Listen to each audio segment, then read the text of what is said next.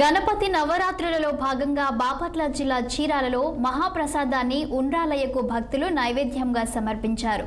చీరాల అమ్మవారి వీధిలో గణపతి మందిరం వద్ద 250 రకాల ప్రసాదాలను మహిళలు స్వయంగా తయారు చేసి బొజ్జ గణపతికి సమర్పించారు. ఇక ఆలయ ప్రాంగణంలో ఏర్పాటు చేసిన 12 అడుగుల బియ్యం ఘననాథుడు ప్రజలను ఆకట్టుకుంటున్నాడు. 700 కేజీల బియ్యాన్ని ఉపయోగించి 100 గ్రాముల చొప్పున బియ్యాన్ని ప్యాకెట్లు చేసి 7000 ప్యాకెట్లతో వినూత్నంగా బియ్యం గణేష్ని తయారు చేశారు. కొబ్బరికాయలు, నెమలి పింఛం, గాజులు వంటి వినూత్న వినాయకులను గణపతి బాలభక్త బృందం యువకులు కొంతకాలంగా చీరాల వాసులకు పరిచయం చేశారు.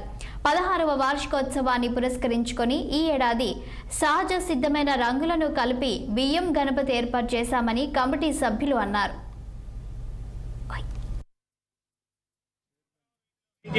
శ్రీ గణపతి బాలభక్త సమాజం వారి నవరాత్రోత్సవంలో భాగంగా 66వ వార్షికోత్సవాన్ని పురస్కరించుకొని ఇవాళ సుమారు 250 మహిళామ్మ తల్లులచే స్వామివారికి వారి స్వహస్తములచే తయారు చేయించబడిన ప్రసాదాన్ని స్వామివారికి నివేదించి వారి చేతులచే స్వామివారి ప్రసాదాన్ని భక్తులకి పంచడం జరుగుతుంది.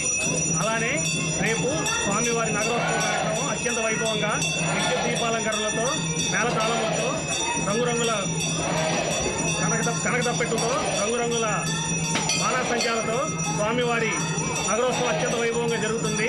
దీంట్లో ఈ సంవత్సరం వినూత్నంగా చీరాల్లో ఇప్పటివరకు ఎవరు పెట్టిన విధంగా లక్కీ డిప్ కార్యక్రమం ఏర్పాటు చేయడమైనది. ఈ కార్యక్రమంలో ఏసీలు, ఫ్రిడ్జ్లు, ఇంట్లో విడివిడిగా ఉపయోగించుకునే రకరకాల గృహోపకరణాలన్నీ కూడా ఈ లక్కీ డిప్లో ఏర్పాటు చేయడమైనది. కావున భక్తులందరూ విచ్చేసి స్వామివారిని దర్శించి వివిధ రకముల ఏర్పాటు చేసిన ఉత్సవాలన్నింటినీ తిలకించి అందరూ స్వామివారి కృపను పొందవలసిందిగా కోరుతున్నాం. జై గణేష్. చీరాల్లో అమరావారి వీధిలో వెంచేస్తున్న గణపతి మందిరం నందు 66వ గణపతి నవరాత్రోత్సవం సందర్భంగా ఈ సంవత్సరం ప్రత్యేక అలంకారం బియ్యంతో తయారు చేశాము. మొత్తం 700 కేజీలు పెట్టింది. వాళ్ళు ఎంతో నైపుణ్యంగా 100 గ్రాములు ప్యాకింగ్ చేసి దాన్ని ఇంకో కవర్లో పెట్టి ముందు వెదురు బొక్కలతో తయారు చేసి దానికి తయారు చేశారండి.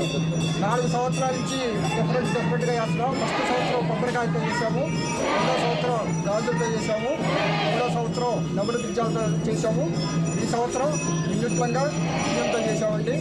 మాకు ఈ గణపతి దేవుడు ఏది కోరుకుంటే అది కలిసే దేవుడుగా ఎప్పటి నుంచో ఉన్న పెద్ద రాజకీయ నాయకులు కానీ అందరికీ తెలుసండి.